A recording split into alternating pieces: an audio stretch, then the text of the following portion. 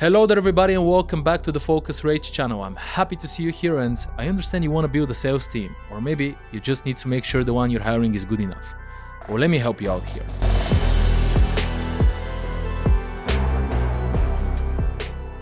And the short answer to that question, in case you just don't have the time and you really should have the time for something as important as this, is 1. Make sure your leadership comes from a sales background and verify that. 2. Hire young people that are motivated enough to work for your company and cherish and appreciate it as a part of their life. And 3, the structure of the team, just stick to the end and you're gonna find out. There's other factors as well, but in this video, I'm just gonna cover those 3 because I really wanna make it short, valuable, and useful to you. The last videos have been, I think, too long. So I am gonna do my best here. Now, 1, leadership. This can be a director, sales manager, team leader, or whatever you want to say. I've been all of those things directly in sales and business development, and I'm obviously an owner right now. And I have to tell you, leaders that come from marketing backgrounds, customer service backgrounds, anything related to, project management, please don't do it. Please don't do it. It's not that it's not gonna work.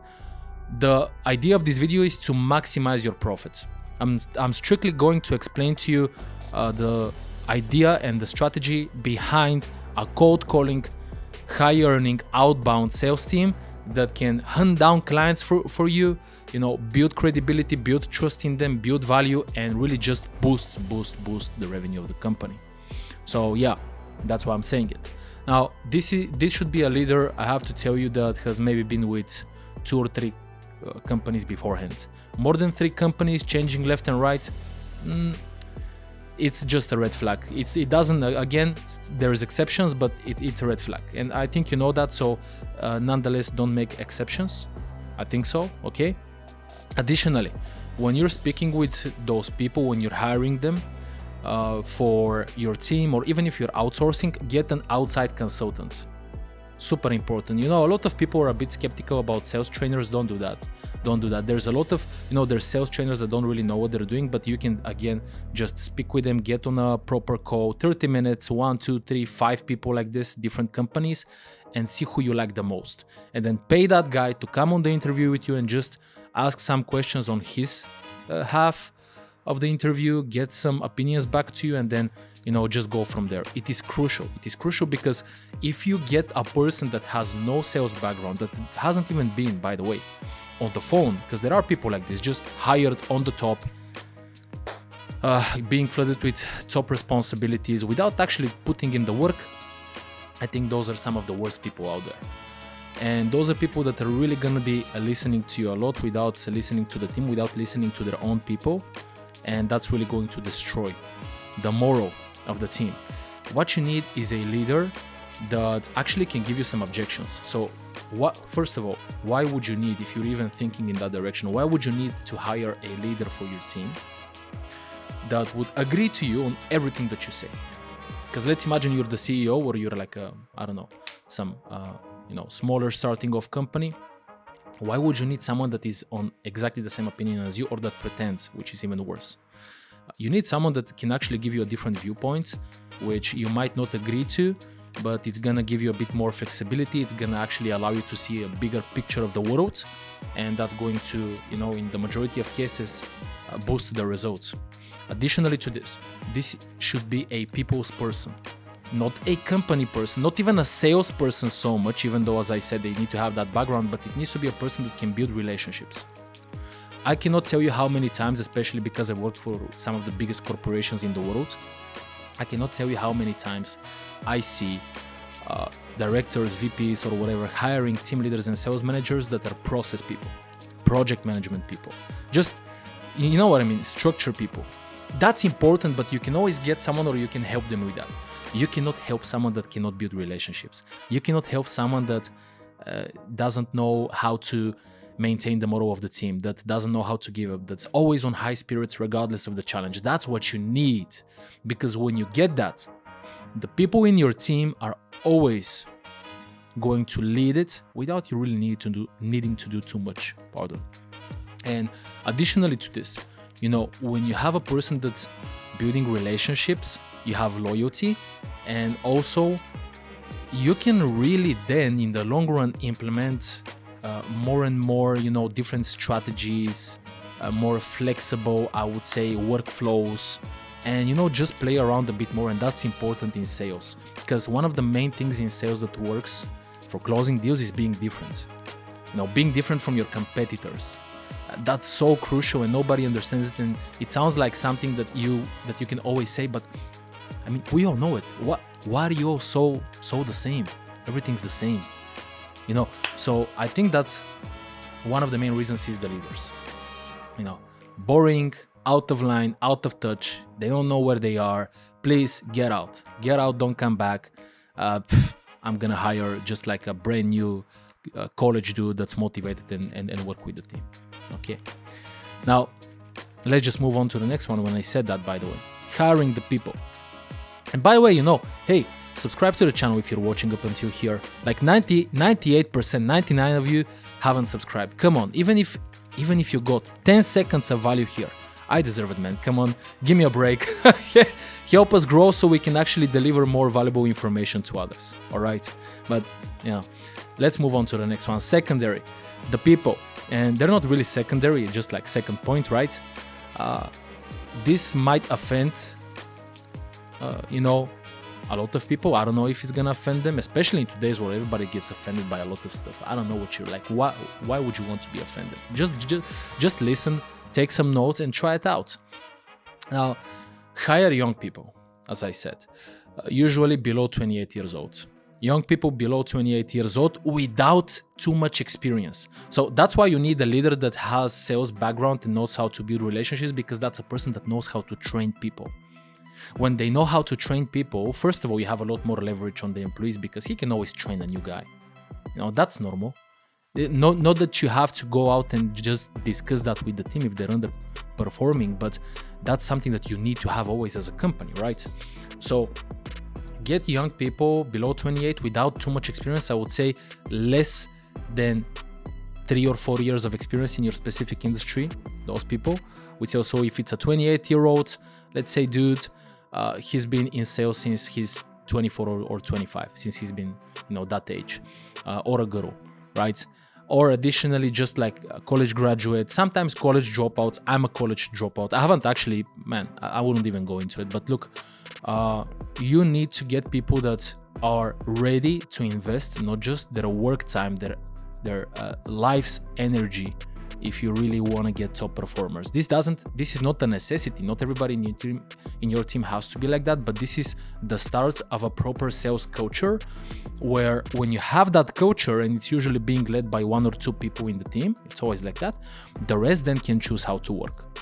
Without having that, and you wouldn't enforce it on them, everybody needs to work how they want. That's cool, right? But without having that, you wouldn't really be able to build that type of a high energy, high attitude mentality in the team. And that's important for sales, because as I said here, what I'm giving you is how to get top results. Now, as I said, below 28 usually, and there's exceptions. Hey, by the way, I'm generalizing here because we have to generalize, right? Especially in business, we have to. There's always exceptions. So whatever I'm saying, I'm sure some people that are not exactly like that.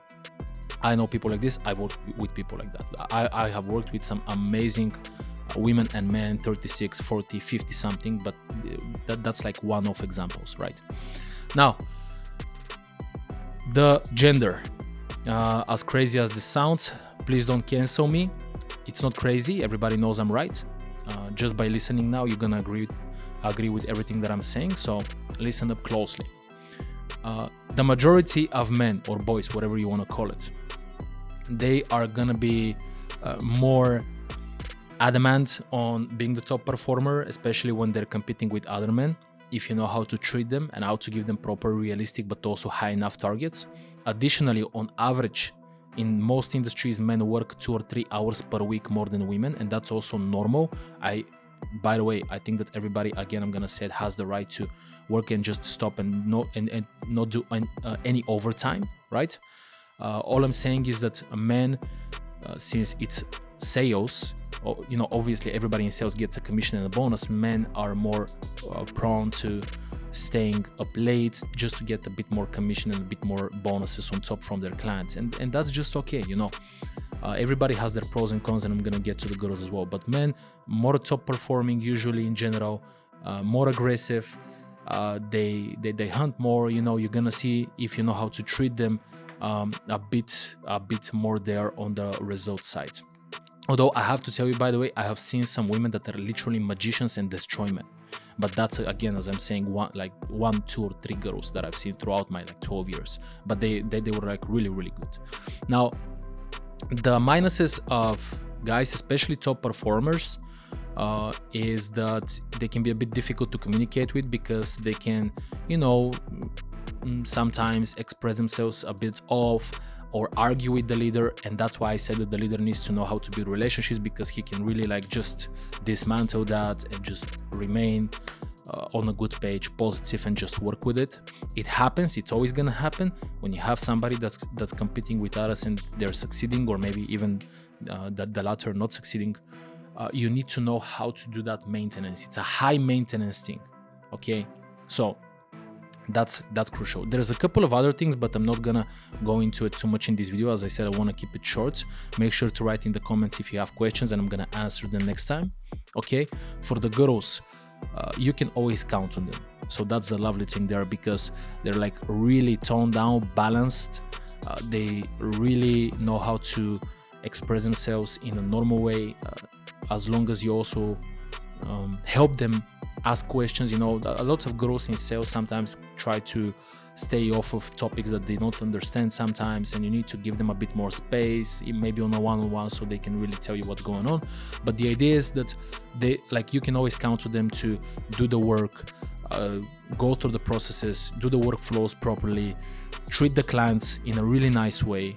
You know, so as I'm saying, you know, if guys can close and push a bit more, maybe due to the, you know, generally them being a bit more aggressive, they are really chaotic. They can be really chaotic.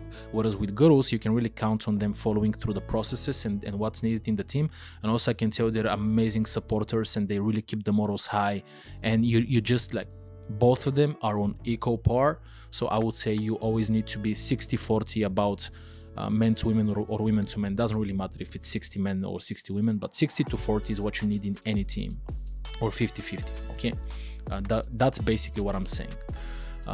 Now, towards the next topic, which, and by the way, here, make sure you understand that if you're building a team, the optimal number is 4 people as a minimum, as a bare minimum. So 4 people bare minimum is good to have as a sales team. If you have to go below that because your project is smaller, maybe the company is smaller, 2 people. They need to push each other. They need to help each other. They need to work with each other. If you even don't have that as a goal, because you know, there's a lot of small companies, that's fine. 1 person, okay, 1 person, but now understand, if you're the leader or you have a team leader that's working on other stuff as well, if it's 1 person in the sales team, you have to invest 2 or even 3 times, sometimes more time with him. You have to communicate with them every day, almost every day. You have to go and do role plays and trainings. You have to help them. You have to be active. So basically, for you, not hiring a second person, you almost have to be that second person, because that's gonna keep the moral high of this person, of this sales rep. That's a lot of persons. You understand me, right? You gotta keep that high, and you gotta keep active, and you have to keep the communication active, because they need that. They need that, especially if they're working a lot, and they're gonna cover like a lot of the other, let's say, responsibilities that usually 2 or 4 people would have. Okay, and then of course, going above 4, you can figure out a lot of things. But look, why am I saying other responsibilities of the other 4? You can go and Google this if needed, like in details. I'm not the type of you know, like really, I'm not a technical guy, and I don't like to put labels on stuff. Okay, but you know, there's some methods that you can look into, like DISC or whatever. Like basically, those are the personalities of people. Personalities, and there's, let's say, 4 main personalities. Each method explains them in a different way, but that's generally the case. Okay, and for HRs when they're hiring, I think it's 12 personalities. But we are all people. Nonetheless, let me help you. Let's say it's 4, because I have seen those 4, and that's a minimum of 4 in the team that you have, 4 people. One needs to be a top performer, dominant person. Top performer, dominant, chasing, competitive. You need that. You really need that. The second person that you need is an influencer. So that's, he really can have a part of the top performer there, but he is more of an outgoing, communicative guy with the team. He's team working. All right. He likes to talk with people. He likes to help. So you need that. The third thing is the supporter. By helping people, the supporter is, what I mean is you can actually really just ask them about anything, and please don't use them. It's not about using people. It's just about being able to count them on the smaller tasks, or just figuring out something, going through those details, going with the team on that, and they balance out a lot. Usually, by the way, for instance, here you have a lot of girls. As influencers, you can also have a lot of girls or boys. As top performers, it's the majority boys, but as I said, 1 or 2 out of 10, it's also girls. And the third one is an analyzer. That's your technical guy. They love to work with numbers, data, sheets. They are more on that side. There are clients, and sometimes it's big clients, although not a big percentage, that work with only salespeople that are analytical. Okay, they don't trust other salespeople because like they are bad, and that's why I make these videos, because I don't want you to be bad. I want you to be the best, right? So yeah, when you have a team of 4 people and those are the personalities there, they really work together really well. And when your team leader, sales manager, director knows how to communicate with them, they almost need to do nothing. They just need to keep the relationship and everything's running properly. They give you free strategies. They give you free new methods. They work with the offer. They increase your pricing in original ways. So it's like really good. So again, top performer, influencer, supporter, and analyzer. That's what you need. Now let's say that 4 people is too much for you. You need 2 people. Okay, 2 people, best option, top performer and influencer. Or top performer and supporter. That's what you need. Top performer should always be there. And if you add analyzer, there's going to be a lot of conflict. The analyzer is going to be absolutely destroyed in results by the top performer. And the top performer is going to be super irritated from the communication from the analyzer and everything there. So don't mix those two. If you have 2 people, top performer and influencer, and supporter, that's what you need. Analyzer with another person, never. Please don't do it. I see a lot of people do it, a lot of companies do it. Please don't do that. Please don't do that. We're talking here about not you just throwing some Excel sheets. I'm talking here about you making money, the company making money. Okay. If it's 1 person, there's no personality there. That's your problem. So that's why I said it. Like you can say, all right, so if it's 1 person, logically, George, it has to be a top performer, right? Wrong. It has to be a person that can actually lead. It has to be a person that can have the capacity to be his own team leader. And you would still need to join yourself or another manager into that equation to help him. So it's gonna be a top performer that's also he motivates himself and he has to also do some other stuff. It's kind of, it's difficult for them. You have those people, so make sure you pay them good, pay them high, help them, support them, and invest in them. And that's why I always say, when a company comes to me and they don't have a budget and it's a small enough company with not such a huge product, I still always tell them, hey, if you have the chance to hire 2 people at least, please do that. Make it easy for yourself. Otherwise, we gotta have meetings every single day on different stuff. We don't need that, okay? Leave those 2 people to work on themselves and you're still gonna make a lot more. So that's it, all right? What is this? 19 minutes again. I really thought I'm gonna make it in 10 minutes. All right, 19 minutes. Well, there's a lot more that I can tell you.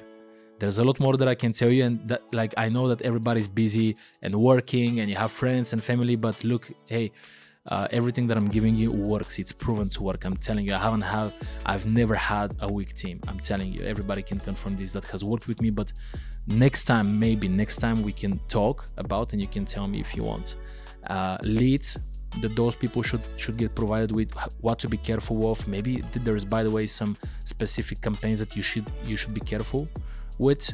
How to not waste money, basically. Processes, what processes are good and bad, what processes are useless and important to maintain in a team, to keep in a team. Sales strategies that have been proven to work. methods. All right, this is what we're gonna cover in the next video. So for this one, this is what I just wanted to fill in for you. I really hope that you listened to me, you made some notes, and just test out a bit more of what I told you. Have a bit more patience when you're hiring people, please, especially the leader. Please, that's what you need. All right, a team can never be above the team leader or the manager. And yeah, that's it. Make sure to send me questions on my email or in the comments. I'm always gonna answer those. I'm gonna be happy to help you. You know, you can always just even ask me for a consultation if you really like the videos, just because you're one of, you know, the people that is actually looking at my channel, which is a hobby. It's not really directly you know, correlated with my business. This is, you know, the thing that I love to do. This is my life. This is what I love to do, and that's why I'm giving it out. So just send me more. I'm gonna be happy to see what's important and interesting to you, and I'm definitely gonna help you with that. Okay, so thank you so much. Please subscribe, like, support the channel, and I'll see you next time. Have a nice one.